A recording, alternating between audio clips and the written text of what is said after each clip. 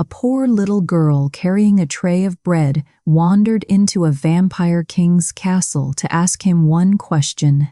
But the moment she stepped through the doors, she stalked, because hanging above the grand staircase was a portrait with her mother's face on it. "Why is my mama's picture in your castle?" she asked the ancient king, seated on the throne. His answer never came, because for the first time in 200 years, King Darius Valamont had forgotten how to speak. Hello friends, welcome to our story. Before we begin, please like this video and subscribe. Also, let us know in the comments where you're watching from. We'd love to know. Introduction.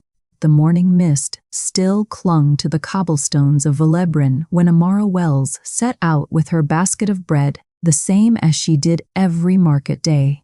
She was only 7, but she walked like someone twice her age, steady, careful, used to carrying more than a child should have to carry. Her mother Lillian had been too tired to come with her that morning. Not sick, not exactly. Just worn thin in a way Amara didn't have the words for yet. So Amara had kissed her mother's forehead, promised to sell every loaf, and slipped out into the cold alone. It should have been an ordinary day. It wasn't. Somewhere between the bakery and the market square, a royal delivery wagon rattled past, its wheels catching in the mud, and Amara, curious the way only a 7-year-old can be, followed it without quite deciding to. Streets narrowed, buildings grew taller, older, grander, and then, without warning, she was standing at the foot of Valamont Castle. She had heard of it her whole life, the way children hear of monsters under the bed, a place of shadow and legend, home to a king who had ruled longer than anyone could remember. She should have turned back. Instead, gripping her basket of bread a little tighter, she followed the delivery cart straight through the open gate. No one stopped her. No one seemed to notice a small girl slipping in through the servants' entrance, past guards too busy to look down, into a hall so vast it swallowed the sound of her footsteps whole. That was when she saw it.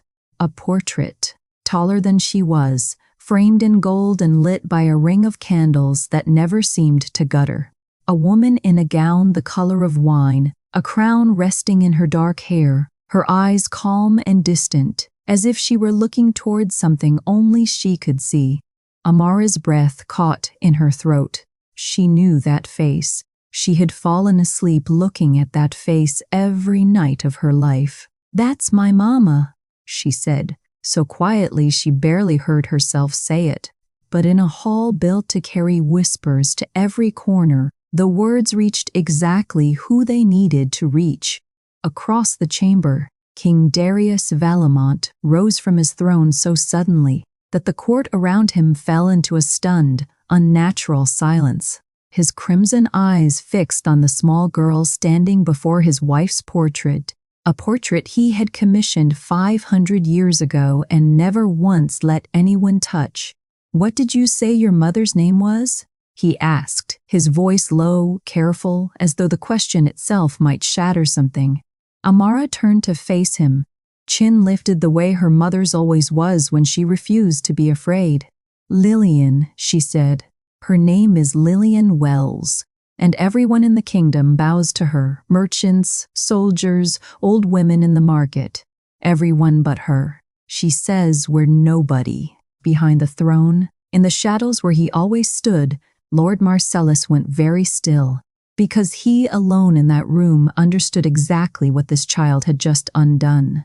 Lord Marcellus went very still, and then, just as quickly, he stepped back into the shadows as if he had never moved at all. 3 days earlier, Amara had woken before dawn the way she always did, to the sound of her mother humming softly over the hearth. Their cottage sat at the edge of Velebrin, past where the cobblestones gave way to dirt roads and the houses thinned into fields. It was small, one room for sleeping, one for everything else, with a roof that leaked when the rains came hard and walls that let the wind whistle through in winter.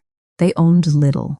A few pots, a trunk of mended clothes, a single candle they rationed carefully, because candles cost money they didn't have. But Lillian never complained, and so Amara had never learned to either. "Up, sleepy one," Lillian said that morning, ladling thin porridge into 2 bowls. "Market day waits for no one." Amara dressed quickly, pulling on her patched dress and lacing her worn boots, and together they walked the long road into town, baskets in hand, bread that Lillian had baked before sunrise, herbs she'd gathered from the hedgerows, small bundles of dried flowers that she swore could ease a fever or calm a cough. It was on this walk, more than anywhere else, that Amara had first begun to notice.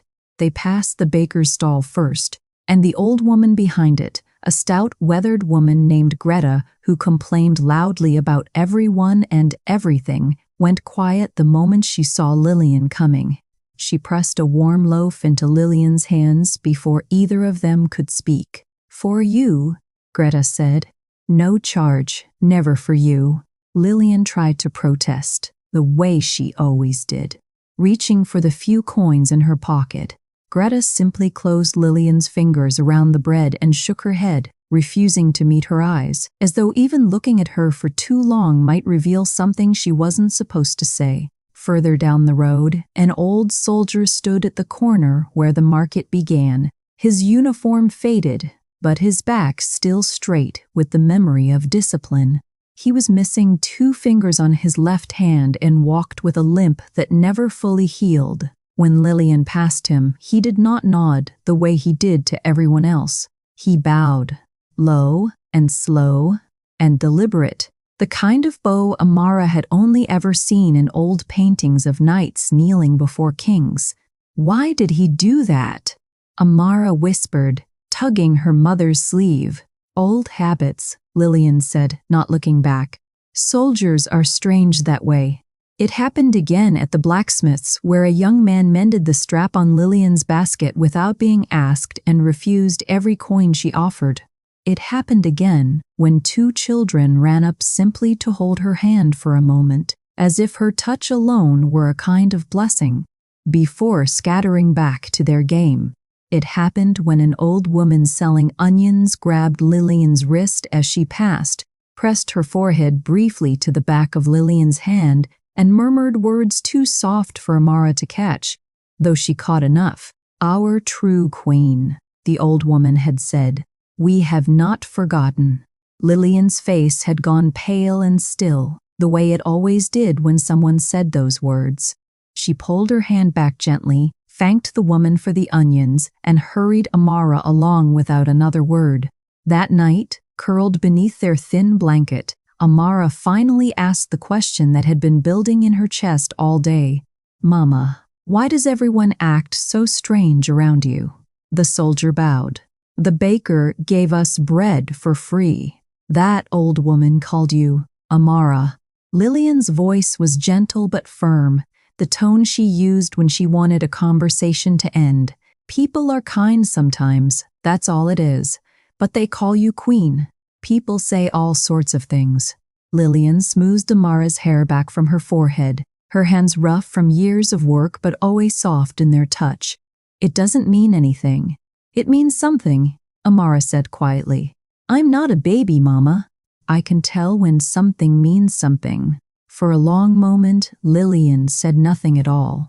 In the dim light of their single candle, Amara watched her mother's face, usually so calm, so unreadable, flicker with something that looked almost like fear. "There are things," Lillian said finally, choosing each word with care, "that are better left alone. Not because they aren't true, but because the truth can be dangerous, and I would rather be poor and safe with you than rich and in danger without you." "Danger from what?" "From nothing you need to worry about." Lillian pressed a kiss to Amara's forehead and pulled the blanket up around her shoulders. "Sleep now. Tomorrow is another market day." But Amara did not sleep, not for a long while. She lay awake staring at the cracked ceiling of their small cottage, turning her mother's words over and over in her mind. "I would rather be poor and safe with you than rich and in danger without you." It wasn't an answer. It was the shape of an answer, with all the truth carved carefully out of it. Amara had always trusted her mother completely, trusted her enough to believe that whatever secrets she kept them out of love, not deceit. But trust, Amara was beginning to realize, could live alongside curiosity, and curiosity, once it woke up in a child's chest, did not go back to sleep easily. Somewhere beyond their small cottage, beyond the market stalls and the bowing soldiers and the women who pressed their foreheads to her mother's hand, there was a truth large enough to make grown men kneel to a woman who owned nothing but a leaking roof and a basket of bread. Amara didn't know what that truth was yet, but lying there in the dark, listening to her mother's steady breathing beside her, she made a quiet decision that she was far too young to fully understand the weight of. I'm going to find out. Whatever it is, I'm going to find out. She just didn't know yet that the answer was waiting for her behind the gates of a castle she had never once dared to imagine walking into. The candles along the throne room walls seemed to burn a little dimmer as King Darius Balamont descended the dais, his black cloak trailing over marble that had reflected 5 centuries of kings before him. He crossed the floors slowly, as though moving too quickly might frighten away whatever strange miracle stood before him in the shape of a small girl. Lillian Wells, he said again, testing the name like a man checking whether a wound had truly healed or only scarred over. That is her full name. Amara nodded, gripping her basket of bread a little tighter.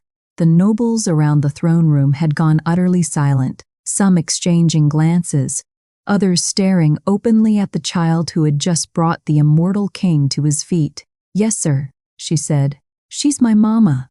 We live outside the city, past the old mill road."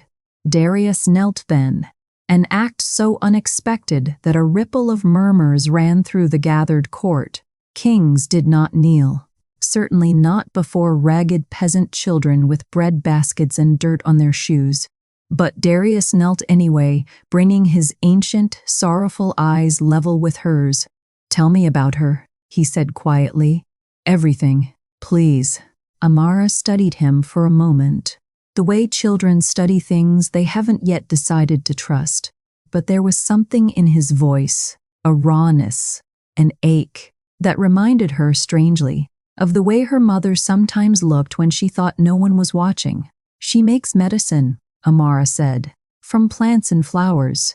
People come to us when they're sick and can't pay a doctor, and she helps them anyway. She never turns anyone away, even when we don't have enough food for ourselves." She hesitated, then added, "Everyone in the market treats her strange, bowing and giving her things for free. She says it's nothing, but I know it's something." Something shifted in Darius's expression. Grief, wonder, and disbelief tangled together so tightly that for a moment he couldn't seem to separate them. "Of course they bow to her," he murmured, more to himself than to Amara. "They remember." "Remember what?" Darius rose slowly, turning to address the court as much as the child before him, though his voice remained gentle. 20 years ago, child, this kingdom was dying. The great crimson plague swept through every street of Velebrin, taking humans and vampires alike, showing no mercy to either. Physicians fled. Nobles barricaded themselves behind castle walls and let the poor suffer and die beyond the gates. He paused, and when he continued, his voice had grown distant, as though he were watching the memory unfold again before him. One woman did not flee. She walked into the worst of it. The plague wards, the dying streets, with nothing but her knowledge of herbs and her refusal to let anyone die alone. She organized healers. She taught vampire physicians how to treat human symptoms and human healers how to work alongside creatures that always feared. She saved thousands of lives, Amara, humans and vampires both. By the end, both peoples did not merely respect her, they loved her. Amara's eyes had gone wide. "That was my mama? That was your mother," Darius confirmed. Before the plague ended, both races had already begun calling her their queen, not because of any crown, but because she had done what no king, no council, no army had managed. She had united us, even if only for a season. He looked away, toward the great windows where moonlight spilled across the marble floor, and his next words came quieter, almost too quiet for the court to hear. There was a time I intended for her to stand beside me, truly beside me, as queen, not in whispered legend, but in fact. I loved her enough to risk everything the throne demanded. I never risk. His jaw tightened, and then she vanished, and everything after was ash. The confession hung in the air, fragile and unguarded, until a voice, cold, precise, and utterly without warmth, shattered it. Enough of this. Lord Marcellus stepped forward from the shadows near the throne, his robes the color of dried blood, his pale eyes fixed on Amara with open contempt. He was an old vampire, ancient even by their standards, his face lined not with age, but with centuries of quiet, patient cruelty. "Your Majesty allows himself to be so easily deceived," Marcellus said, his voice carrying through the throne room like frost spreading across glass. "A peasant child wanders in off the street, spins a pretty tale about a mother who saved the kingdom, and you kneel before her as though she were nobility herself." "Lord Marcellus," Darius began, a warning edge entering his voice. "The woman known as Lillian Wells," Marcellus continued, ignoring him, "was exiled from this kingdom for treason. She conspired against the crown. She fled before justice could be served. Whatever this child has been told, whatever fantasy has been spun for her, the truth remains that her mother is a traitor to this kingdom." He turned his pale eyes on Amara, and something almost like satisfaction flickered across his gaunt face. "You would do well to remember that, girl, before you go accusing decent nobility of bowing to criminals." The throne room fell utterly silent. Even the candle flames seemed to hold still. Amara felt her face grow hot, her small hands curling into fists at her sides. She was only 7 years old, and she stood alone in a hall full of ancient, powerful creatures who could crush her without effort. But she had grown up watching her mother face down cruelty with nothing but quiet, unshakable kindness, and something of that same strength rose in her now. She lifted her chin exactly the way Lillian did and looked Lord Marcellus directly in his cold, ancient eyes. "My mama is not a traitor," she said, her voice small but steady, ringing clear across the vast throne room. "Everyone loves her. The baker gives her bread for free. The soldiers bow to her. The whole market calls her their true queen. You don't do that for someone bad." She turned to Darius, tears gathering but refusing to fall. "You said it yourself. She saved everyone. That doesn't sound like a traitor to me. That sounds like someone you should have protected." Darius's ember eyes did not leave Amara's face, and for a long moment the throne room held its breath, waiting to see how a king would answer a child who had just spoken more truth than his entire court had dared to in 20 years. "She is right," he said finally, and the words seemed to cost him something ancient and heavy. "Let me tell you what your mother did, so that no one in this hall ever again dares call her traitor in my presence." He turned from Marcellus, dismissing him with nothing more than the set of his shoulders, and began to walk the length of the throne room as he spoke, as though the memory itself needed room to breathe. 20 years ago, the great crimson plague had come without warning, sweeping through Velebrin like a fire through dry grass. It did not choose between human and vampire. It took the young and the old, the noble and the poor, filling the streets with a sickness that turned skin the color of rust and stole the breath from lungs within days. The healers who understood human ailments knew nothing of vampire physiology, and the vampire physicians, ancient as they were, had never needed to treat mortal disease. Neither side trusted the other enough to combine what little knowledge they had.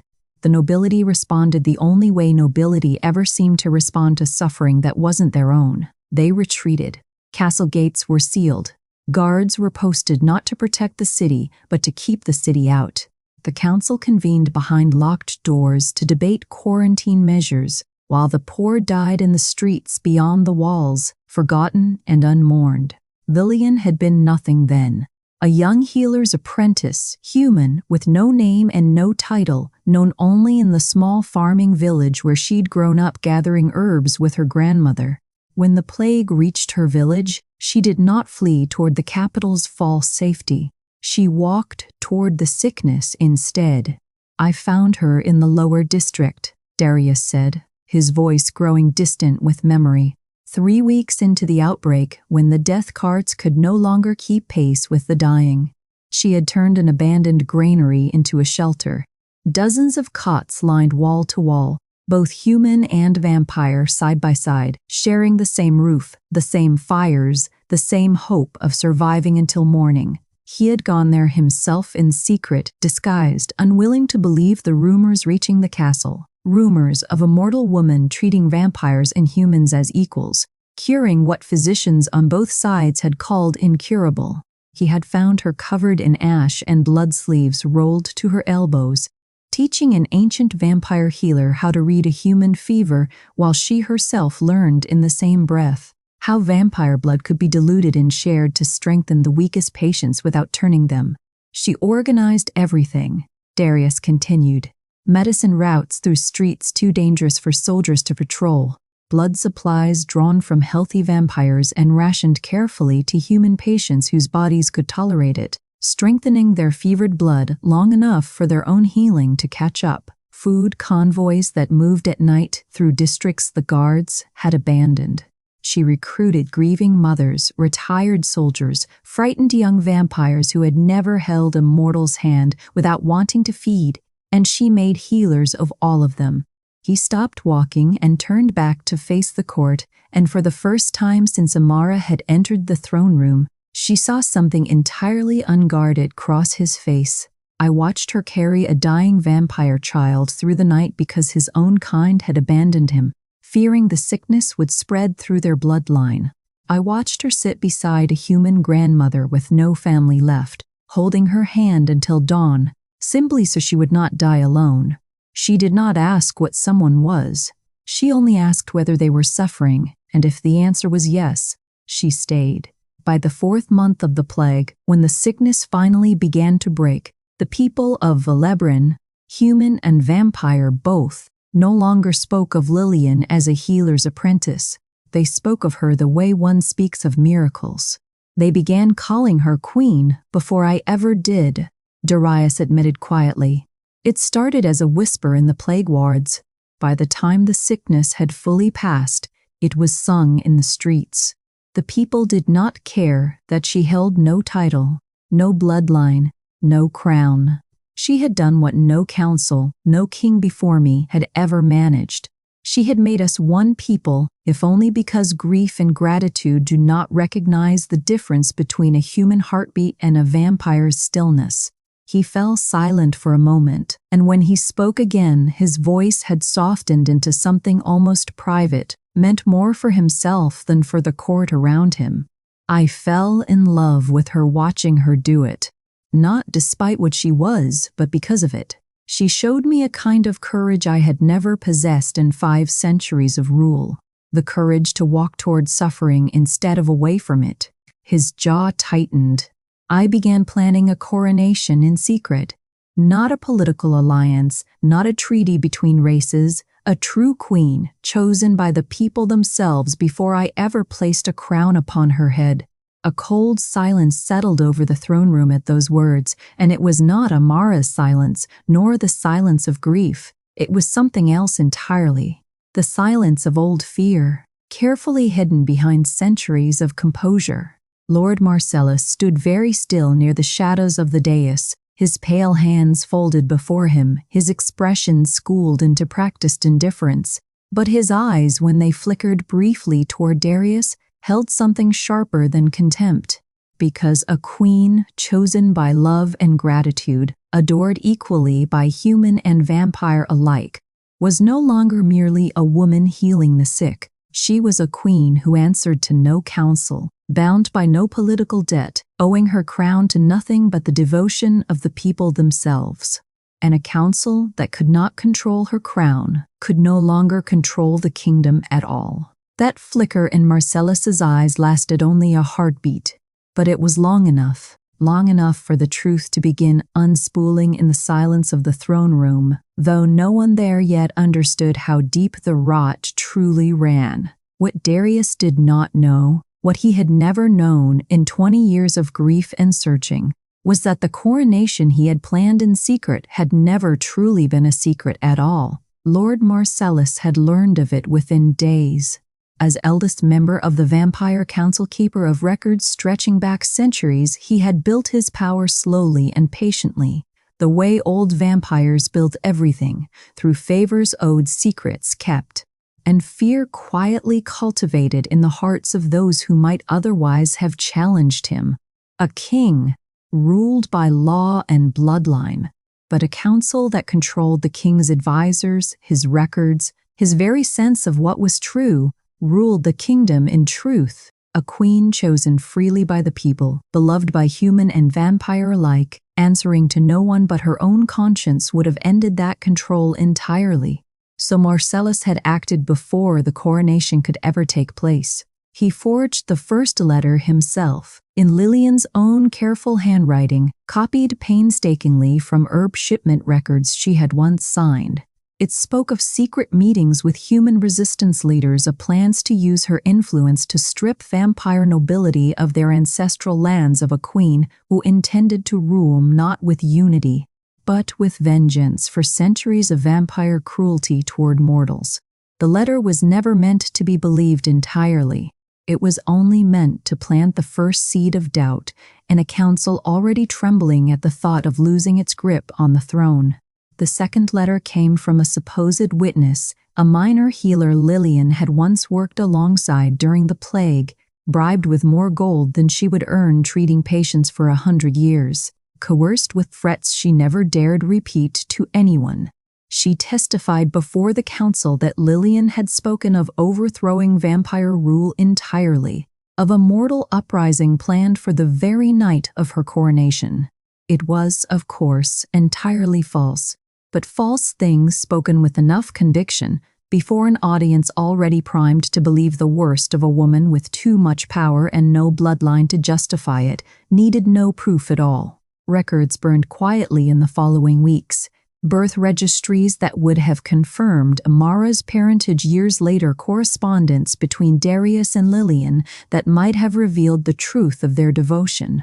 Testimonies from healers and soldiers who had witnessed her courage firsthand during the plague. Marcellus did not destroy everything. He was too careful, too patient for such carelessness. He erased only what mattered, leaving behind a history conveniently reshaped to serve the council's needs. And when Darius, reeling from the sudden accusations, had gone to confront Lillian himself, he found her already gone. She vanished the very night the council convened to try her. Darius said now, his voice low and hollow, as though speaking the memory aloud for the first time in 20 years. I was told she fled rather than face justice, that she had chosen to avoid a civil war her presence might have sparked between human and vampire factions.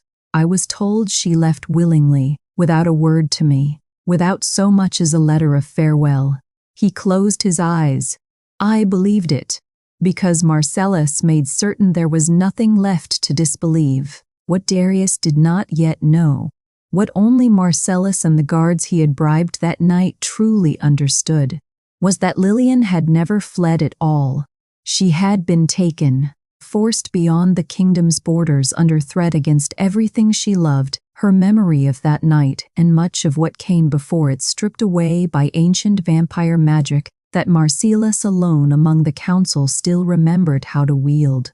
She had woken in a farmhouse 2 days' walk from Velebrin with no memory beyond the last 6 years, carrying a child she did not yet know was already growing inside her, and a locket she could not explain.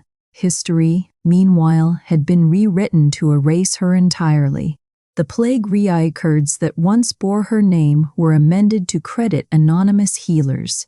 The whispered legend of the plague queen faded, unspoken, discouraged, until only the oldest citizens dared murmur it in market squares, and only when they believed no one of consequence was listening. Amara did not know any of this yet, standing small and trembling in the great throne room. But she understood enough. She understood that the man before her, ancient and grieving, had been lied to. And she understood, watching Lord Marcellus's composed, patient face, that whatever kindness he pretended toward the throne, none of it extended toward her or her mother. That understanding sharpened into fear a moment later, when Marcellus turned from the throne and murmured something low to the two guards stationed near the hall's side entrance, too quiet for Darius, still lost in memory, to hear clearly. But Amara heard. "Remove the child," Marcellus said, his voice smooth as poisoned wine. "Quietly, before she says anything further that cannot be unsaid." Amara's heart lurched. She did not wait to see the guards move. She turned and ran, small feet slapping against cold marble, weaving between startled nobles, and through an archway she prayed, led somewhere, anywhere, away from the throne room. The corridors beyond twisted and branched in ways that made no sense, ancient stone giving way to older stone still, tapestries of long-dead kings watching her flight with painted, indifferent eyes. She could hear the guards' footsteps behind her, unhurried but relentless, the footsteps of creatures who never tired and never needed to run to catch their prey. She ducked through a narrow doorway into a smaller chamber, breathless, desperate, and found herself standing upon a wide circle of pale stone set into the floor, carved with symbols she did not recognize, moons and thorns and old, forgotten script, worn smooth by centuries. The moment her small foot touched its center, the stone beneath her began to glow, soft at first, then brighter, spreading outward in slow, pulsing light, ancient magic waking after a sleep longer than any living memory could measure. Amara stood frozen, bathed in golden light, as the glow beneath her feet grew steadily, impossibly bright, and somewhere deep within the castle's oldest stones, something that had waited centuries finally began to stir.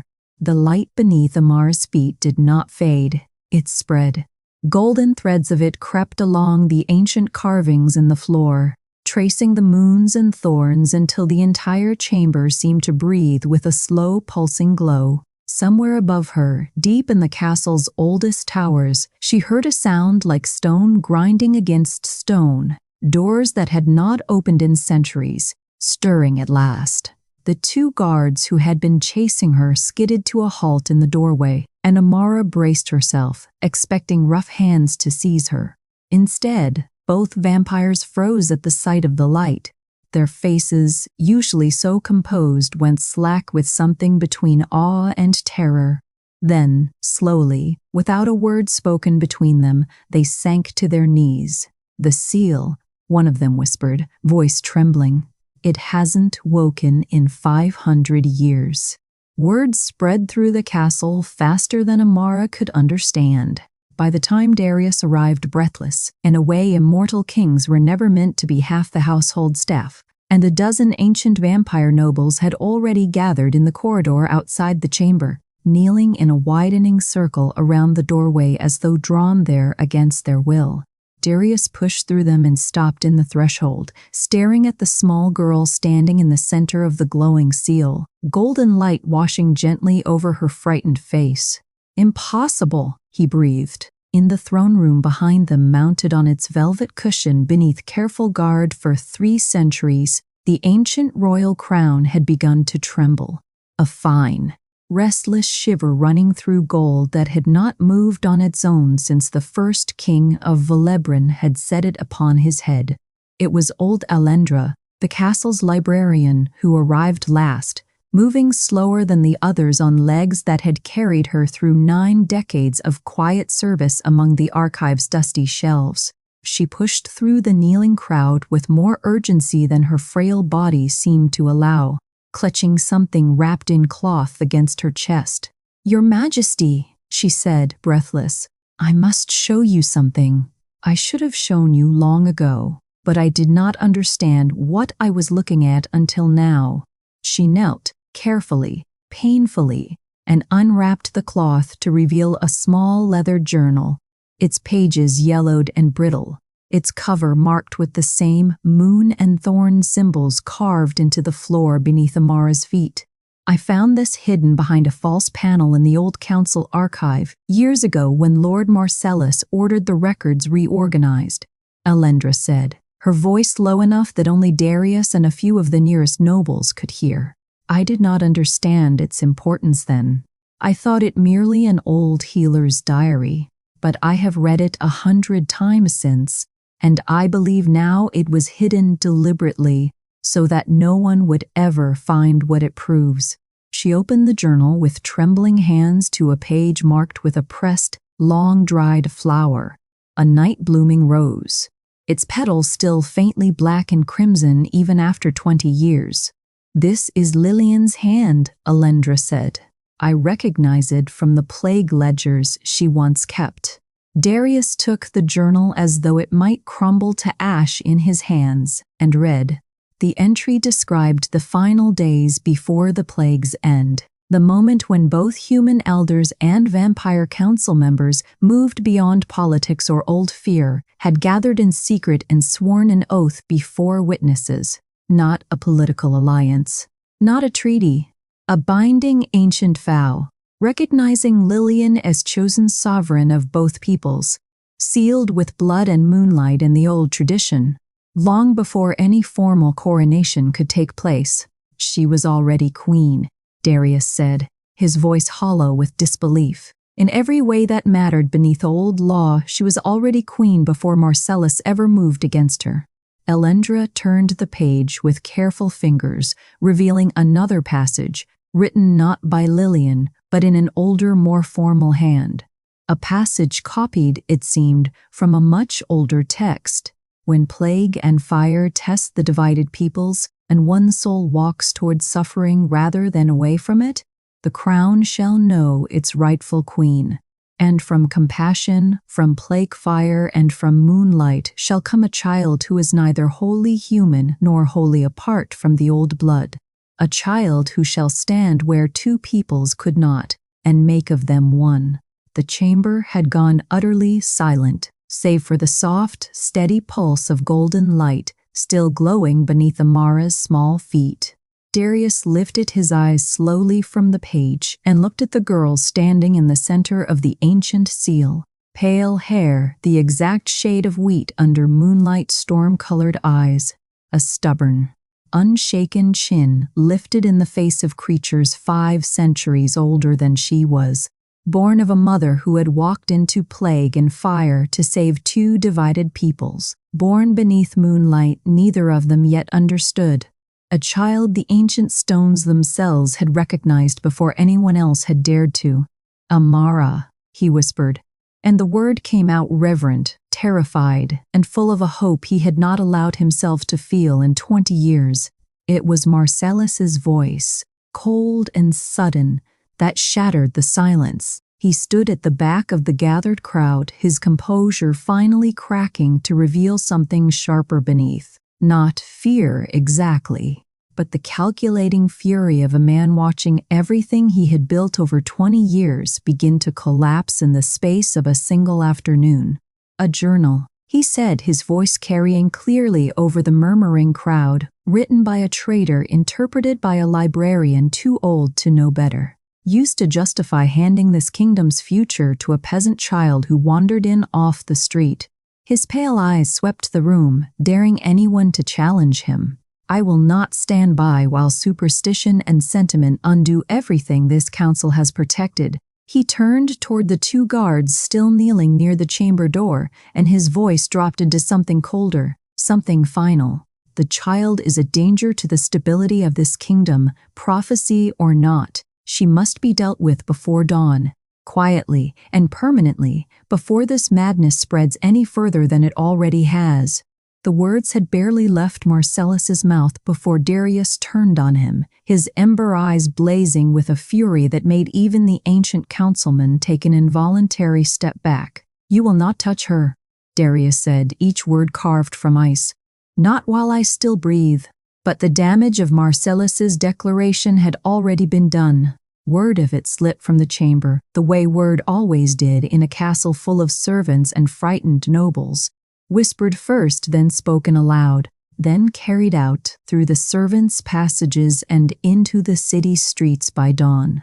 By the time the sun had fully risen over Valobrin, the story had transformed a dozen times, overgrowing with each retelling, until nearly every soul in the kingdom had heard some version of the truth, that the Plague Queen's daughter had returned, that the ancient throne seal had woken for the first time in 5 centuries, and that Lord Marcellus intended to have the child destroyed before nightfall to protect his own stolen power.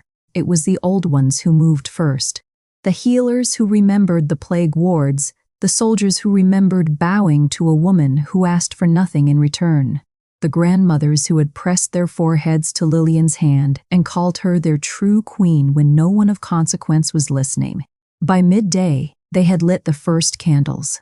By evening, the road leading to Valemont Castle had become a river of trembling white flame, stretching back through the city streets farther than anyone could see. Humans stood shoulder to shoulder with vampires who had once been their patients, their neighbors, their quiet allies during the darkest months of the plague. No one had organized it. No one needed to. Grief and gratitude, it seemed, remembered far longer than fear did. They did not carry weapons. They carried candles, small flames cupped carefully against the evening wind, and they stood before the castle gates in silence that said more than any shouted demand could have. "Bring her home," someone finally called out, an old soldier's voice, cracked with age but carrying clearly across the crowd. "Bring our queen home." The words spread through the gathered thousands like fire through dry grass, until the whole city seemed to breathe them together. "Bring her home. Bring her home." Inside the castle, Darius stood at a high window overlooking the sea of candlelight, his jaw tight, his heart pounding with something he had not allowed himself to feel in 20 years. Hope, fragile and terrifying. "Find her," he told the guards beside him. "Wherever Marcellus sent her all those years ago, find her tonight. Bring her here. Whatever it costs." It took hours. But near midnight, as the candles still burned steady and unyielding beyond the gates, a small carriage arrived at the servants' entrance, and from it stepped a woman in a simple, worn dress, her pale hair loose around her shoulders, her storm-colored eyes wide with confusion and fear. Lillian. She did not understand why she had been brought here, only that armed men had appeared at the farmhouse where she'd lived quietly for 20 years and told her the king himself required her presence. She had asked about her daughter and received no answer, and the not knowing had carved a hollow, panicked fear into her chest that had not eased for the entire journey. When she stepped through the castle gates and the crowd beyond caught sight of her, the sound that rose from thousands of throats was not a cheer. It was something quieter and far more overwhelming. They knelt. All of them, human and vampire alike, sank down together in a single unbroken wave. Candles still held aloft, their faces turned toward the frightened ordinary woman standing frozen in a doorway, who had no crown, no title, nothing but a plain dress and eyes that did not yet understand what she was looking at. "Mama," Amara's voice cut through the silence as she broke free from the guards escorting her and ran, small feet flying across the courtyard stones, until she collided with her mother's legs and wrapped both arms around her waist. Lillian sank to her knees, pulling Amara close, her hands shaking as she pressed her face into her daughter's hair. "You're safe. You're safe. They're safe. They're safe. Thank the stars. You're safe." "Mama," Amara said, pulling back just enough to look up at her. "Why is everyone kneeling? Why do they keep calling you queen? You have to tell me the truth now. Please." Lillian's eyes lifted slowly from her daughter's face to the sea of candlelight stretching beyond the gates to the thousands of kneeling figures, human and vampire. watching her with a devotion so raw and unguarded it seemed to physically strike her. "I don't understand," she whispered, and her voice cracked on the words. "I'm no one. I have nothing. I don't deserve." She could not finish the sentence. Her shoulders began to shake, and the tears she had held back through 20 years of unexplained nightmares and half-remembered grief finally broke free, spilling down her face as she knelt in the courtyard. Overwhelmed by a devotion she could not comprehend and did not believe she had earned. "I'm not a queen," she said brokenly, clutching Amara against her chest. "I'm nobody. I don't know why they're doing this. I don't know what I did to deserve." "You did nothing to deserve it," a voice said, quiet and steady, cutting through her broken words. Darius had come to stand in the doorway behind her, his black cloak stirring gently in the night air, his ember eyes fixed on the woman he had spent 20 years searching for and had finally, impossibly, found again. He stepped forward, past Lillian and Amara, out into the courtyard where thousands of candles burnt steady against the darkness, and raised his voice so that every soul gathered beyond the gates could hear him clearly. "She saved us," he said, "when we did not deserve saving." The words settled over the courtyard like a benediction, and for a moment, even the candle flames seemed to burn steadier, as though the whole city had exhaled a breath held for 20 years. It was in that moment of stillness that Marcellus made his move. He had watched from the shadowed archway above the courtyard, his composure fraying with every kneeling figure, every whispered prayer, every second that Darius's words undid what he had spent 2 decades building in secret. He understood now that there would be no quiet solution, no careful erasure of an inconvenient truth. The people had already chosen. The castle itself had already chosen. There was only one path left to him, and it was the one he had always been prepared to take if patience failed. "Guards," his voice cracked through the courtyard like a whip, cutting through the reverent silence. "Seize them. The king has been deceived by traitors and false prophecy. I will not stand by while a peasant woman and her bastard child steal the throne of Veleberin." For a heartbeat, nothing happened. Then, from the shadows of the castle's side entrances, a contingent of vampire soldiers emerged. Not the palace guard loyal to Darius, but Marcellus's own personal retainers, sworn to the council rather than the crown, their swords already drawn. Chaos erupted. Screams rose from the crowd beyond the gates as some tried to surge forward to protect Lillian and Amara, while castle guards, uncertain who commanded their true loyalty, hesitated. "Marcellus, stand down!" Darius's voice thundered across the courtyard, but the old councilman had already begun climbing the dais steps toward the throne room, his soldiers forming a defensive line behind him. It was then that a figure pushed through the panicked crowd. An old man, gaunt and scarred, wearing the tattered remnants of a captain's uniform that had not seen honest use in 20 years. Captain Aldrich Voss had once commanded the Royal Guard, before disappearing into quiet obscurity the same year Lillian vanished. He fell to his knees before Darius, his weathered face contorted with 2 decades of buried guilt. "Your Majesty, I can bear this silence no longer," he said, his voice shaking. "It was Lord Marcellus who ordered me to forge the confession against Lady Lilian. He paid the healer who testified against her. He commanded my own men to escort her beyond the border that night, her memory stripped by his own hand, while he told you she had fled in shame." Voss pressed his forehead to the stones. "I have lived with that lie every day since. I will not carry it silently into my grave." The confession landed like a killing blow. Around the courtyard, soldiers who had followed Marcellus for decades began lowering their weapons, uncertain, their loyalty crumbling under the weight of a truth too large to deny any longer. Marcellus's composure shattered entirely. "Then it ends here," he snarled, and in a blur of vampiric speed, he lunged not for Darius, not for Lillian, but for Amara. If the prophecy died with the child, he reasoned in some cold, desperate corner of his ancient mind, perhaps the unraveling could still be stopped. Perhaps the throne could still be stopped. His clawed hand closed the distance in less than a heartbeat, aimed directly at the small girl still clutched in her mother's arms. Lillian screamed. Darius moved, impossibly fast, but not fast enough to close the gap in time. He didn't need to. The moment Marcellus's hand came within a breath of Amara's small frame, golden light exploded outward from the girl with a force that sent him hurtling backward across the courtyard stones.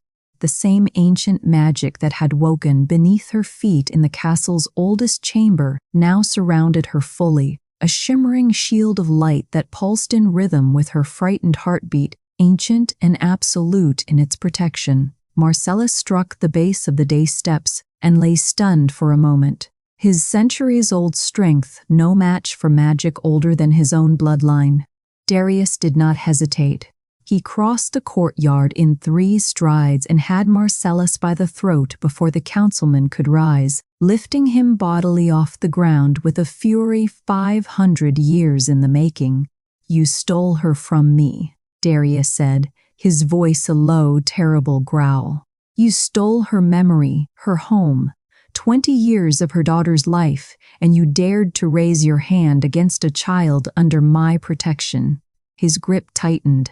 "Give me one reason I should not end you where you stand." Marcellus, choking, managed nothing but a rasping, defiant silence. Amara's voice, small but steady, broke through the tension. "Don't," she said, still wrapped protectively in her mother's arms, the golden light around her slowly beginning to fade. "Mama always says killing someone doesn't undo what they did. It just makes you like them." Darius's jaw worked, his fury warring visibly with the truth of a child's simple wisdom. Slowly, achingly, he lowered Marcellus back to the ground, though his grip did not fully loosen.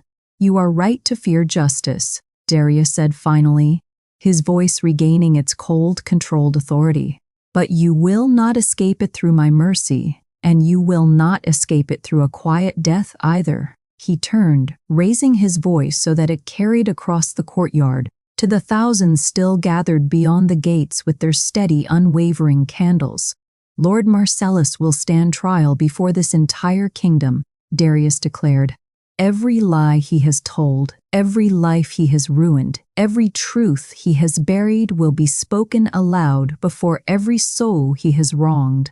He will answer for 20 years of stolen truth in the light of day, not in the shadows where he has always hidden his crimes." He looked down at Marcellus, kneeling now in defeat upon the very stones where he had once plotted a queen's destruction. "Justice," Darius said quietly, "not vengeance. That is what she taught this kingdom, even in her absence." It is time the council learned the same lesson. The trial was held 3 days later in the great hall of Valamont Castle, its doors thrown open so that any citizen who wished to witness could stand within its walls. Humans and vampires filled the chamber shoulder to shoulder, a sight the old stones had not seen in 500 years. Marcellus stood before the throne in chains of silver, stripped of his council robes, his face a mask of practiced defiance that could not quite hide the fear beneath it. One by one, the witnesses came forward. Captain Voss repeated his confession before the full court, his voice steadier now that the burden was no longer his alone to carry. The bribed healer, tracked down and brought before the court by Darius's most trusted guards, wept as she admitted her false testimony, describing the gold that had bought her silence and the threats that had bought her lies. Old Alendra presented the hidden journal once more, its pages examined by scholars and council elders alike, its ink and parchment confirmed to be 20 years aged, its every word verified against Lillian's own hand. And then came the decree itself, the true coronation document, discovered folded within the journal's final pages, sealed with wax that bore the mark of both human elders and vampire council members who had witnessed the original oath. Elendra read it aloud, her aging voice carrying clearly through the silent hall. By the will of both peoples freely given and never coerced, we name Lillian healer of the plague ward, savior of human and vampire alike, as chosen sovereign of Veleberin, to rule not by bloodline, but by the love and gratitude of those she saved. A murmur swept through the gathered crowd, not disbelief, but recognition, as though something long suspected had finally been spoken into undeniable truth. Marcellus's crimes, laid bare one after another, left little room for defense. Forged letters, bribed witnesses, stolen memories.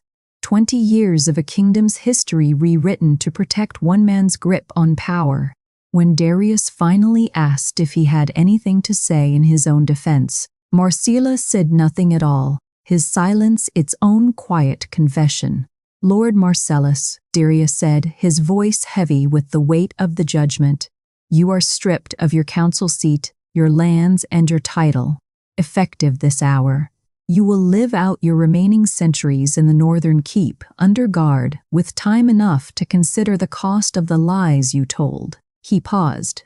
It is more mercy than you showed her. See that you understand a gift you have been given. The chains were led away, and Marcellus disappeared from the hall, his long shadow finally fully broken. Only then did Darius turn toward the ancient pedestal where the royal crown had been carried in on its velvet cushion, still trembling faintly, as it had not stopped doing since the moment the throne seal first woke. There is one matter left to settle, Darius said, and the hall fell breathlessly silent. Lillian stood near the front of the crowd, Amara's small hand clutched tightly in hers, her face pale with disbelief at everything she had just heard about her own forgotten past. She had not spoken through the entire trial, still struggling to reconcile the frightened, ordinary woman she believed herself to be with the healer the entire kingdom now called their true queen. Lillian Wells, Darius said gently, extending a hand toward her. Will you come forward? She hesitated, glancing down at Amara, who squeezed her hand and gave the smallest, most encouraging nod a 7-year-old could manage. Slowly, Lillian stepped forward through the parting crowd until she stood before the throne, before the trembling crown, before the man who had loved her across 20 years and an ocean of stolen memory. The crown was lifted from its cushion by an ancient attendant and offered first, by tradition, to the assembled nobles, who each in turn declined to touch it, sensing correctly that it was never meant for them. It was offered next to Darius himself, who took it only long enough to demonstrate what the entire hall already suspected. The moment he tried to lower it toward his own head, the crown resisted, glowing faintly, tilting away from him as though guided by some will of its own. Gently, reverently, Darius turned and lowered the crown instead toward Lillian. It settled onto her brow without resistance, glowing warm and gold, exactly as it had glowed beneath Amara's feet 3 days before. The hall erupted, not in shouted celebration, but in the same reverent, overwhelming silence that had gathered outside the castle gates.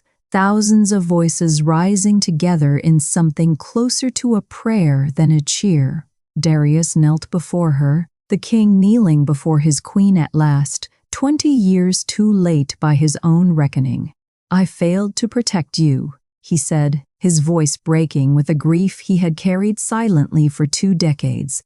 I let lies separate us when I should have searched harder, trusted deeper, protected you from a threat I never saw coming. I do not know if 20 years is a debt that can ever be repaid, but I will spend however many centuries remain to us trying. Lillian, tears falling freely now, reached down and drew him back to his feet. You searched, she said softly. That is more than most kings would have done. Darius turned then to Amara, still standing wide-eyed at her mother's side, and knelt once more, this time before the child. Amara Wells, he said, born of compassion, plague, fire, and moonlight, chosen by prophecy and by the castle's own ancient will. You are the rightful princess of Velebrin, heir to a united throne between human and vampire alike." The hall roared to life at last. Human and vampire voices rising together in a celebration 2 decades overdue, the divide between them dissolving, for one bright golden moment, into something whole. Amara looked up at her mother, crowned and radiant and still faintly disbelieving, and reached up to take her hand. "I knew everyone loved you," she whispered. "I just didn't know they were waiting for you to come home."